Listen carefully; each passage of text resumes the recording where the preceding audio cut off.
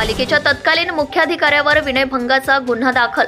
एका महिलेवर प्रेम करून लग्नाचे आमिष दाखवून फसवणूक केल्याप्रकरणी त्या महिलेच्या तक्रारीनुसार उमरगा पालिकेच्या तत्कालीन मुख्याधिकाऱ्यावर शुक्रवारी दिनांक 2 ऑगस्ट रोजी रात्री उशिरा उमरगा पोलिसात गुन्हा दाखल झाला आहे।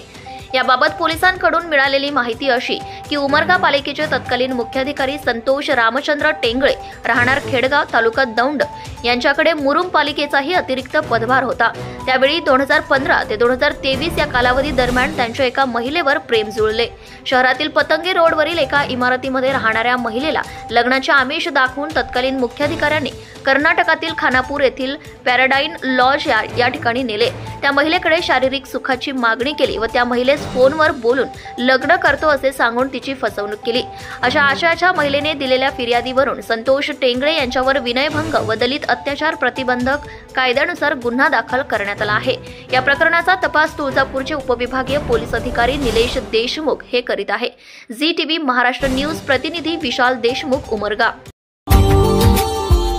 Subscribe now and press the bell icon. Never miss an update.